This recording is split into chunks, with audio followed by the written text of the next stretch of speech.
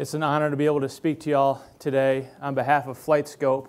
We had Michael Neff scheduled to come out, as you all know, and unfortunately he was not able to get out of Oregon, where he's from. So I will be taking over for him, and I'm glad to do so. I'm really excited to tell you about FlightScope today. It's a launch monitor, as most of you know, and a lot of people have been experiencing TrackMan, and lately I've been using the FlightScope and have been extremely pleased with the results that I'm getting, the results with my students, my own command of the numbers that it provides, and it's been a great tool for me for teaching and improving my students' performance. So I want to go through a few things with you on it. And the first one is that the numbers actually simplify the game, in my opinion. The answers are in the numbers. The numbers will help you to direct the player.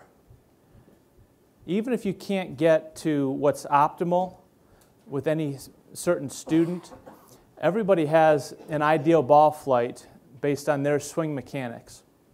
And that can obviously move as the player progresses under your tutelage. And it's very difficult to argue with the numbers that it provides, because they're right. When I first received my FlightScope, I really was actually a little hesitant to totally buy in to the numbers. But the more that I worked with it, the more I realized I was not right, the machine was right. And that was a little bit humbling, because sometimes, as we all know, the ball can kind of lie to you based on what the club is doing, depending on where you're hitting on the club face and different factors. The numbers will show one thing, and the ball might show a little something else. Maybe you're using a range ball, or maybe you hit the ball away from the sweet spot and you'll get a strange ball flight, but the numbers, they don't lie. This FlightScope that I'm going to show you here in probably about 20 minutes, I'll probably drag the speech on as long as I can so we can stay inside in the warmth. But we got to go outside and hit a few, because I got to show you this. It's really good. But the numbers, they just don't lie.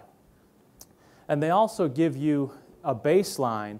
Like Cameron was saying in his great presentation, if you can do an assessment of your student when you first meet your student, and you get a baseline for their performance, now you have something that you can work with. Now you have something that you can help the student grow and improve on. So it's a great way for you to create a baseline level for all your students. The other thing that the numbers do with the FlightScope is they help you figure out whether the student needs to improve their equipment, or whether they need to improve their swing, or both. And oftentimes it's a combination of both, isn't it? And by the way, at any time during this presentation, please feel free to ask any questions if you have any that come up. It allows you, I think, to teach more feel. When you're just teaching positions, and we all have kind of an ideal image of what a correct golf swing should look like. When you're teaching positions, I think a lot of times that takes away feel from a student. But if you're using the numbers and you just ask the student to try to feel different things to move the numbers a little bit to optimize their impact, I think it translates a lot easier for most people than it does, comparing their swing to Ernie L's swing. A lot of people, it just doesn't work. At least that's been my experience. Maybe you've experienced something different, but I think the numbers actually, contrary to some belief, I think it's easier to maintain feel when you use the numbers. I think it gives you credibility as a golf professional when you have command of the numbers on a launch monitor. I think it really increases your credibility with your students. And lastly, you don't need to show the numbers to the students, but obviously it's important to know them yourself. The way to conduct a club fitting or Well, in this screen, it's just the club fitting using the FlightScope, is you've got to look in your player's bag. And I don't know how many of us actually, when we have a student come to us for the first time, take a true analysis of what's in their bag. Oftentimes you'll find there's big gaps in between, the long irons and the hybrids.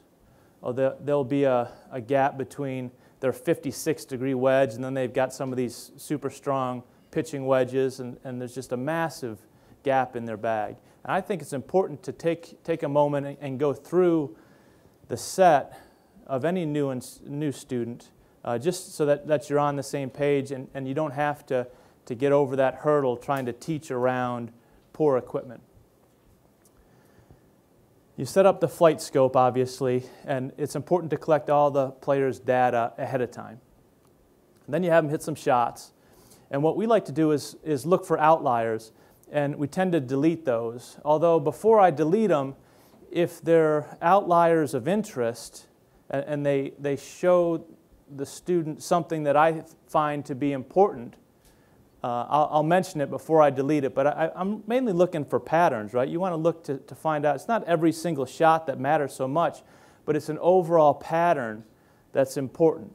And so that's what you do after you've had the student hit some shots.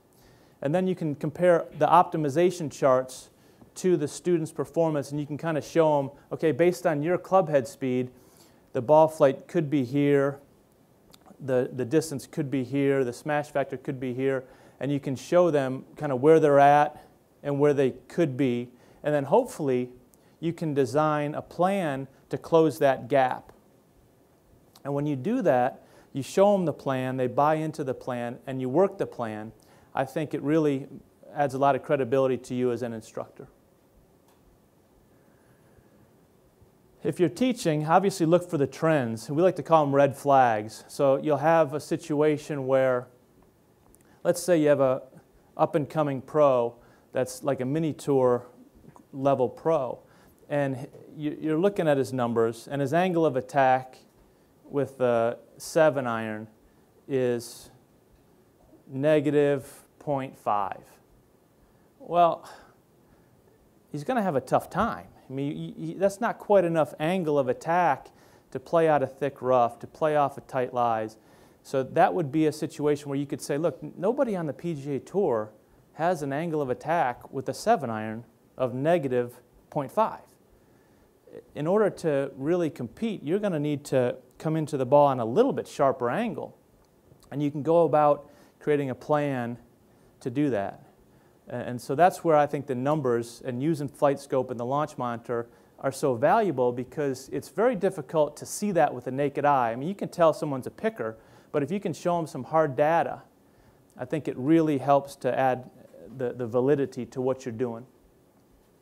You can obviously save the session in the web locker, and then it's important to keep following up with your students, obviously, to make sure that they are sticking to the plan and doing what you have laid out for them. Club fitting tips. The head will always adjust the flight faster than the shaft will. So, we all know that the faster someone's swinging, the more important the shaft becomes. But movement in the head, changing the loft, changing out the head, that's going to make much more significant change in the flight of the ball than the shaft does typically. You never go from a heavy shaft to a light shaft too quickly in a set of clubs. So if a player is using, let's just say for instance, dynamic golds in their irons, and then their hybrid is like a 50-gram graphite shaft, there's going to be a problem there, because you kind of lose the feel of your swing when you jump that quickly from a lightweight product to a heavier product. You want to be careful not to give the player too much length, especially the higher handicapper that tends to come over the top. Outside-in swingers tend to struggle with too long of a shaft. So you want to be careful of that. Wedges typically should be flatter than the rest of the irons. Anytime you're making more of a slow speed swing, the shaft, as you guys know, it doesn't have the droop effect. It doesn't deflect down. It doesn't lay the toe onto the ground properly. So oftentimes, even with some pretty good players, you'll have situations where their wedges are just a little too upright. So when they're making their partial swings, they'll tend to tug it just a little bit. And if you can have them lay their toe down by bending it a degree or two, whatever it is based on that particular player, I think you're going to have a lot more success with your players. If you're stuck, the best advice, let's say you've got two clubs that a player's kind of fits for, and you're not quite sure which one to go with, go less loft, go heavier, go stiffer, and shorter. And all those will tend to tighten up the dispersion by and large. Obviously, it's a case-by-case situation, but in general, those are that's sound advice for club fitting tips. Teaching tips, these are just some things that I've observed using my FlightScope, and things that I maybe knew before, but it really becomes apparent when you have the numbers right there in front of you. It's amazing to me how good players how much they need to feel as though they're angling their downswings to the left with their shorter clubs. And sometimes how much they need to feel like they're angling their downswing to the right with their driver or longer clubs. And obviously we all understand the D-plane and where you're hitting the ball on the arc and how important that is. So the FlightScope brings that out and makes it very clear, because if you want to zero out the path, it's amazing how much the angle of attack, the feel of the player, and zeroing out the path, they all collide. And when you get it correct, you can see like Tiger and those guys on tour a lot of times will make these practice swings where they're way exaggerated to the left with their shorter clubs. And you know, at first I was like, man, that seems kind of extreme. But then after you get the FlightScope and you see the numbers and you see what it takes to move the numbers, to me it's quite interesting how much you have to exaggerate that feel. The angle of attack is huge for reasons previously stated. And just getting the right angle into the ball to optimize your impact just seems like it's such a critical part of teaching. And I guess, you know, with my discussions with Michael Neff, who's the tour rep for FlightScope, he is a huge believer that angle of attack is like, it's not everything, but it's extremely important. So pay attention to the angle of attack. It's more than just looking at the divots of the player too, because that can be a little deceiving based on how much they compress down or other factors. But angle of attack seems to be a really important number. Where you hit on the club face matters so much. You know, if I had a player up in Michigan that I was teaching, and he was having trouble turning the ball over, and it looked like his swing was coming enough from the inside, and the face to path wasn't too bad. It looked like if you just looked at the numbers, he should be producing a slight draw. Now we had a little wind from the left, and he was getting kind of frustrated because he wasn't able to hold the ball flight back into the wind. And I showed him the numbers, and then I took some spray that I had and sprayed his club face and had him hit a couple, and he was catching all of the balls just a little bit in the neck. And that gear effect was offsetting the fact that the numbers were actually pretty good for a nice soft little draw. And the wind was kind of magnifying the effect of what was happening by colliding with the heel a little bit too much. And sure enough, I got him in a little better impact position and had him kind of hold his dynamic posture a little better to give him room to hit more from the inside and have some room to hit the sweet spot. But showing him that on the FlightScope really helped. And it just brings me back to the point that, man, where you hit on the club face, especially with the driver, has such an effect on the flight of the ball. And I used to have a little trouble, you know, hitting a little from the outside with my driver. And my only good draws were when I hit it way on the toe. And the thing would start to the right and have a pretty little draw on it. And the only way I could do it with the old swing path is to catch it on the toe.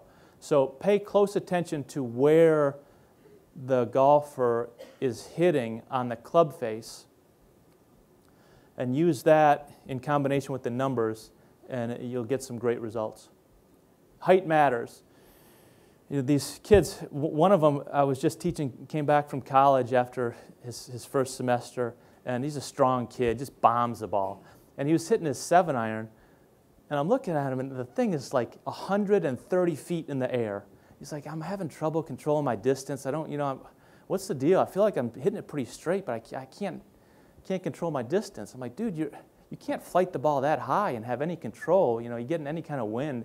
We're not just playing in San Diego. You got to be able to play in Texas too. So height matters. Face doesn't matter. Path doesn't matter. But face relative to path matters a tremendous amount. Obviously, I'm exaggerating a little bit because face and path do matter some, but it's really the combination of the two and how they relate to each other that matters so much. And when you use a launch monitor, you can really see that effect. How many here teach with the launch monitor? Can I see just a show of hands? 1, 2, 3, 4. Okay, so we got about 10 guys. Does anyone here do some club fitting with their launch monitor too? Okay. How many are FlightScope? Okay. Both. And the rest are I assume TrackMan? Okay, great. Additional notes, when using range balls, pay attention to the quality of the balls. The range balls typically can spin about 500 RPMs more than a high quality ball. Hitting irons off of artificial mat, which we have to do at Glen Eagle sometimes, like right now we're overseeding, we're hitting off the mats. That adds another 500 RPM of spin. So keep that in mind, even like when you're teaching on it. Make sure the grooves and the irons and wedges are cleaned. If you get some dirt in the wedges, a lot of times that'll lower the spin rate quite a bit, up to 1,000 RPMs. Okay, the way to pay off this investment of FlightScope, when you purchase a FlightScope, you're increasing the value that you add to the student. So in my opinion, you're justifying a rate increase, which, as you know, adds up. You teach 1,000 lessons in a year and you bump your rate up a certain amount. You obviously are going to make a substantial amount of money doing that. I think you can increase the number of lessons that you teach to your current students just because they're going to be interested in their numbers. They're going to be interested in some of the additional features of a launch monitor. So I think you can increase the number of lessons to the current students that you have. It's a great marketing piece when you're teaching. If you are a golfer going to a driving range to hit some balls, and let's say you're teaching at that range, and you're teaching with a launch monitor, preferably a FlightScope, and you've got your iPad, and that student or that potential student is going to look upon you and think, this guy's the type of teacher that's willing to go out there and to make this level of investment. That's somebody that I'd like to take a lesson from. So I think it's a great marketing piece. You have, like I said, you have more offerings. The Combine, the Skills Challenge, swing training, all these are basically like additional arrows in your quiver of teaching that you can then sell to the student, not only to make some money, but also to improve their games, which increases your teaching business. And obviously you have an increased level of confidence if you're teaching and you have command of the numbers, because nothing can really get by you, and you can justify the plan that you create for your student. How to pay off your FlightScope with club fitting. 80% of golfers report intentions of being custom fit for their next set. 30% of the core golfers who purchased new equipment in the past 12 months were custom fit, and only 11% were premium fit with the launch monitor. Basically what all these numbers are saying, if you have a launch monitor and you're a fitter, you sell twice as many clubs. Instead of $279 per person, you're selling $519 per person, based on the numbers that FlightScope has come up with. The products that they have the XI, which is the smaller version, and that just gives you 5 ball parameters. It's got launch, spin, carry distance, a couple others. Dan could help me with that. And then they've got the XI, which is all of those parameters, plus angle of attack and spin loft. And then there's the X2. That's what I have. The X2, that has all the ball flight data, plus the club data. So it's extremely valuable, in my opinion. Does anybody have any questions about anything that I've gone over so far? Tim? Hey, Stephen, give an example specifically of how you teach with it. So you have a player that he is maybe not a competitive player, but your club player. How would you go about teaching with the FlightScope? What I like to do is you get a sample set. Let's say 5 to 10 shots with any given club. So let's say it's their 6-iron. And you look at, like I was stating previously, you drop the outliers. If they had a shank in there, if they had a major chunk, whatever it is, you get rid of that shot. And then you can go, I like to go to the summary page and I just show them, look, this is basically what you are as a golfer right here as far as your swing is concerned with this 6-iron. Now, you can notice here your angle of attack with this 6-iron, you're coming in down 8 degrees. So then you can show them that the smash factor is lower than it needs to be. Obviously the distance is going to be lower than it needs to be. But I like to pick out one of the parameters, and then if it's as simple as that, which sometimes it is, oftentimes it is, then I'll go about just fixing that one parameter that's what we call a red flag. And when you do that, obviously when the club goes from 8 degrees down with a 6-iron and you get it coming maybe 3 degrees down with the 6-iron, the golfer's going to notice a big difference. They're going to hit the ball higher and farther, all things being equal. The divots will be better. It'll be less wear and tear on their body because they're not jamming their joints into the ground on every swing. So that's a way where I would teach with the FlightScope and the FlightScope numbers. One more quick one. So yeah. All clubs obviously have different angles of attack. So if you use the 6-iron, for example, what would be a window of acceptance that you would like with a 6-iron angle of attack? With a 6-iron, you wouldn't want it any more than about 4 or 5. That's just getting too steep on it. And obviously you don't want it so shallow that they can't really get under the ball and use the club face and put pressure into the golf ball. So, between 2 and 5, I would think 6 maybe is a decent range. And everybody's going to be a little bit different, obviously. And I don't know that there's one exact angle of attack that would be just perfect. But you can pretty much tell when they're out of whack. When they've got a number that's off the charts. This kid that came and is hitting it 135 feet in the air with a 7-iron, it's pretty easy to, but he didn't know that. He just thought that that's what he does. You get used to seeing something, and next thing you know, you can't even see it. Guys that play a big old hook, and you have them, hit some offsetting shots to try to fade it, and they hit a small draw, and that ball just faded, right? Because they're so accustomed to seeing a certain ball flight.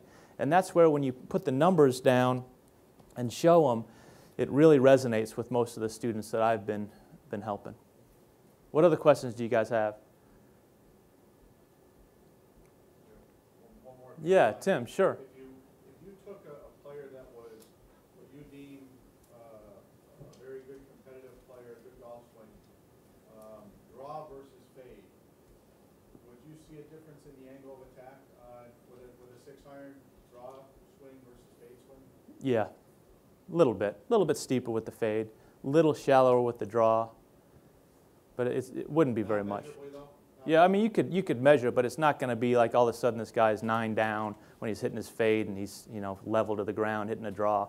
It's pretty subtle, but sure, if you're coming in with a fade type of motion, you're going to tend to be a little steeper coming into the ground.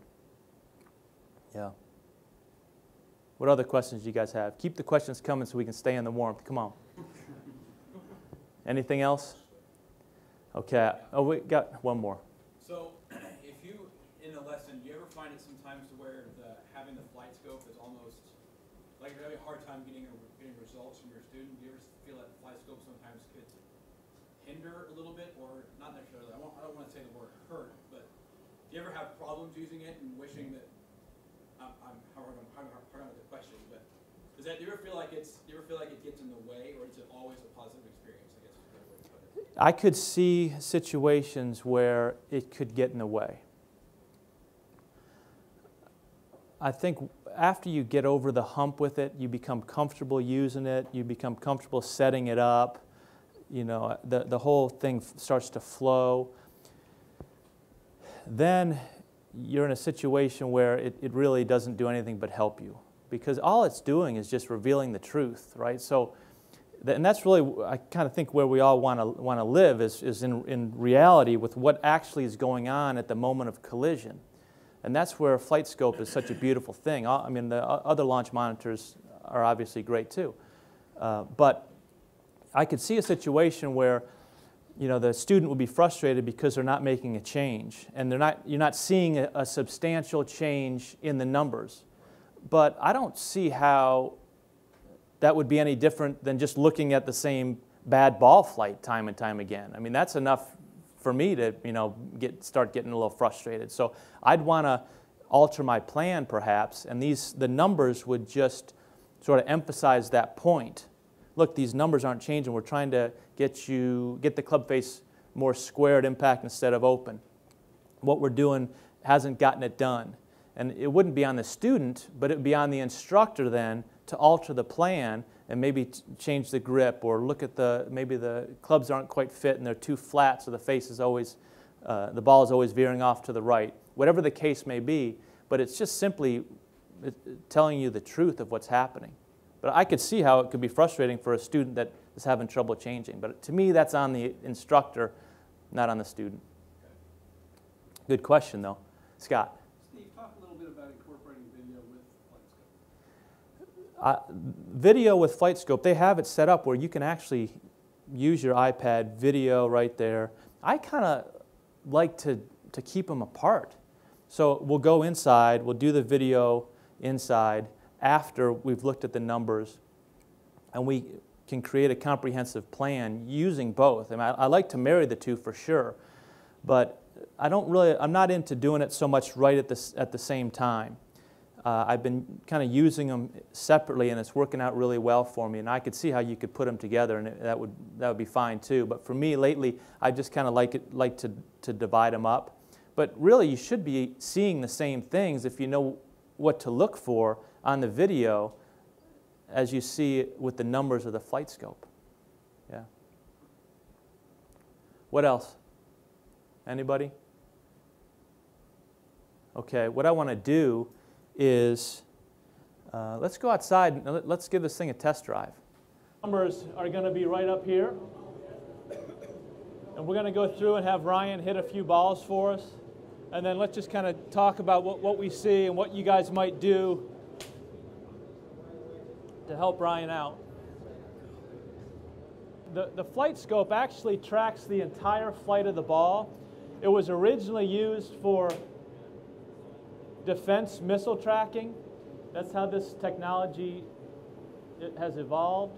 And so it's just treating that as a missile, tracking the entire flight. It doesn't use like a calculation where, okay, it catches a picture of it here, catches a picture of it here, and does some sort of equation. This is actually what the ball is really doing.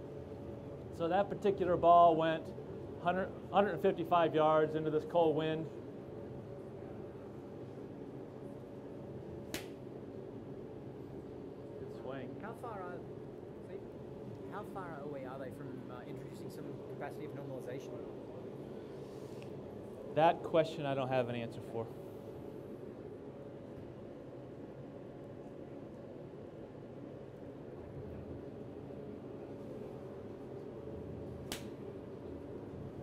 Okay, good swing. All right, that's 5 shots. So let's take a look at the summary page. We'll look for any outliers first. They all looked fairly consistent.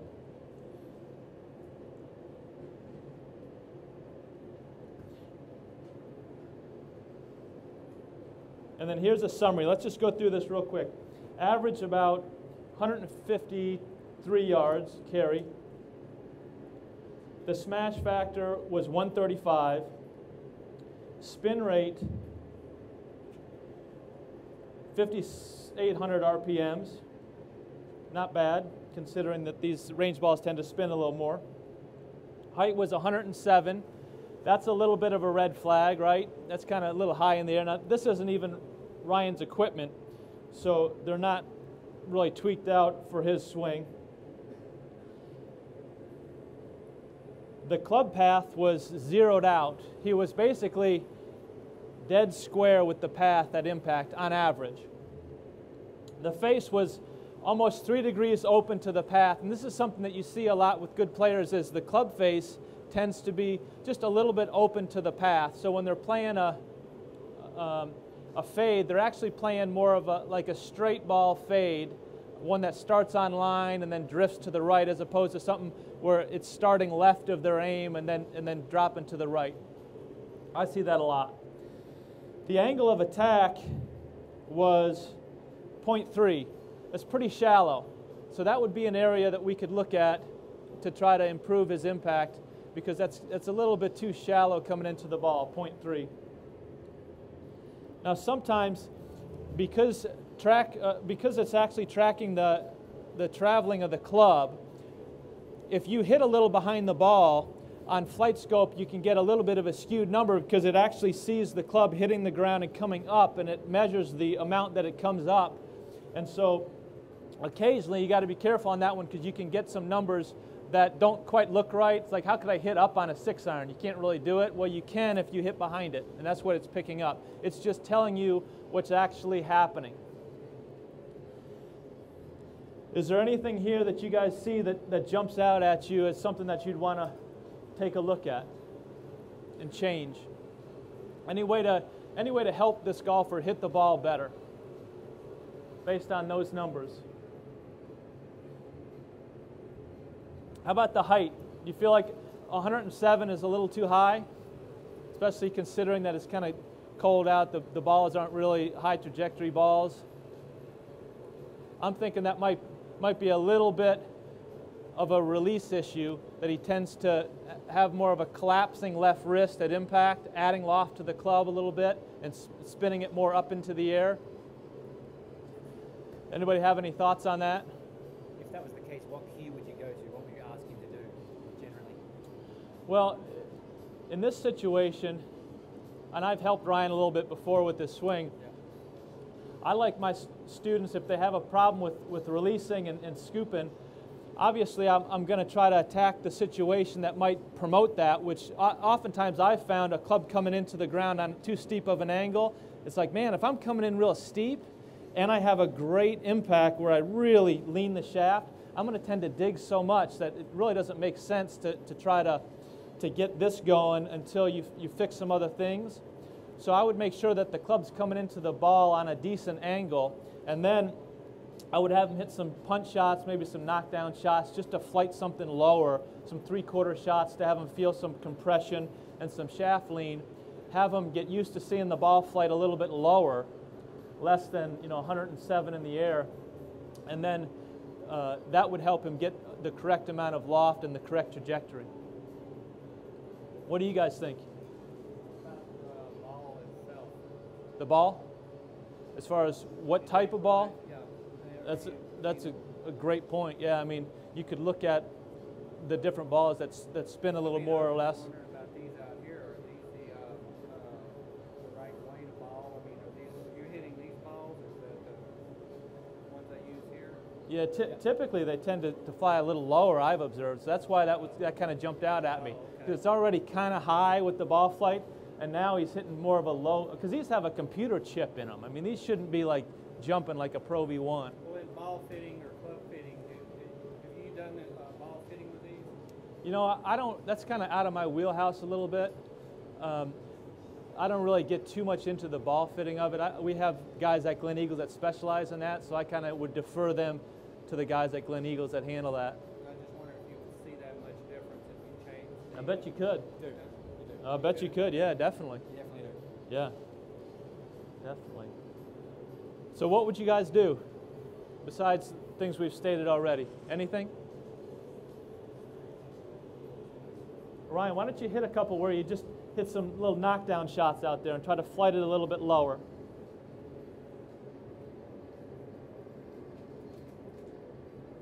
By the way, I appreciate everybody bearing this cold weather and being out here, being troopers.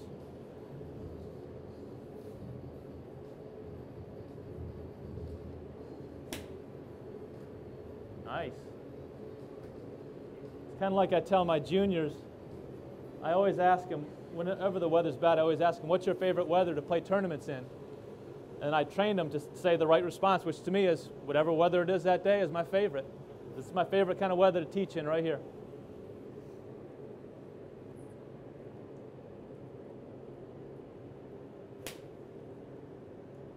That's better already.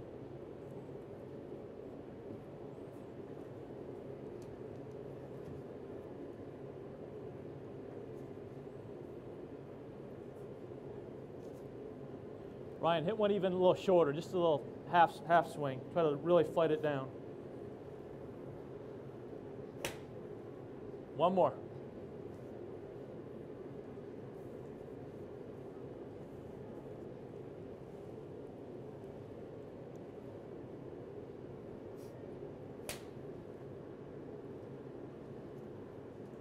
All right, now turn that into more of a full motion.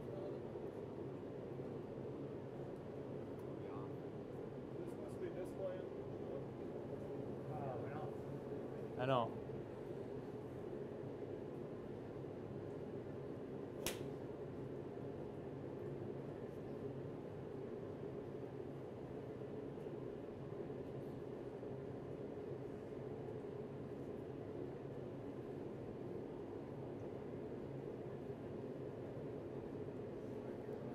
Okay, full swing this time.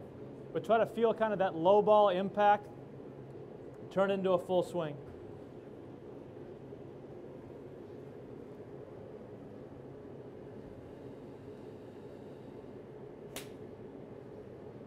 Nice. That looked good. Okay, let's take a look at that. It tracks the whole flight of the ball, so it takes just a little extra moment. You can see already the ball flights come down a little bit. That went 83 feet in the air. The angle of attack is still pretty shallow. That one, when he struck the ball on that one, the club was traveling pretty much level to the ground, so there wasn't a lot of downward blow on that one. So that's something I would continue to work on with Ryan. But you can see he's got a very good swing. The spin rate on that was a little bit lower because he brought a little less loft to the golf ball. But that's how I use my FlightScope. Sam, can you talk about some of the things that you would like to do to increase angle of attack? Talk about increasing it. What are some things that you try to do, either with Ryan or in general? There's a couple things that I look at for increased angle of attack. One is, like I've been stating, that the way that the club is released seems to have such a big impact on the angle the club comes into the ball. If you have a wide release, it's hard to get the right angle into the golf ball. Conversely, sometimes you get these players that have almost too good of a release in a sense, and they're like handle tuggers, and you can't get their angle shallowed out enough to really have the right angle with the longer clubs. So those guys are good at knocking down a 9-iron or an 8-iron, but they're not that great at hitting their longer clubs. So it's finding the right release for the right player. Other things that I think increase the shallowness of the hitter when you fall back tends to increase the shallowness. So sometimes I'll have the player kind of lean a little forward, get a little more on it with their upper body to get a little more angle of attack.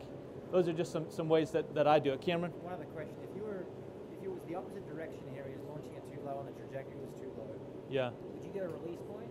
Would you change something else generally to try and elevate the trajectory? Yeah, it depends. I mean, I would look at his release. I would look at his ball position, because obviously if it's fighting too low and his ball is back, I would tend to bump the ball position a little more forward.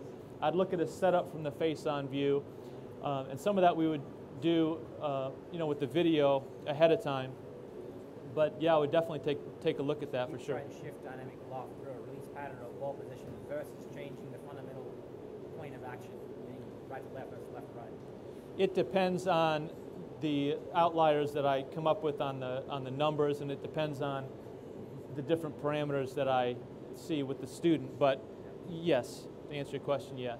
Stephen, can you repeat what he's saying? We can't hear what Cam's questions are. He was just, I can't remember, you could state what you were. I was asking There you if go. the There you go, bud. situation was reversed, but oh, there you go.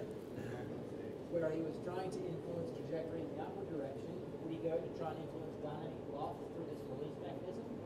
Or would he try and shift swing direction, aka club path, to effective? Thank you, bud. Any other questions on how the FlightScope works? Any last? Anything? Guys, I really appreciate you allowing me to present to you. Thanks so much for toughing out this bad weather. I hope you got a little bit out of this segment.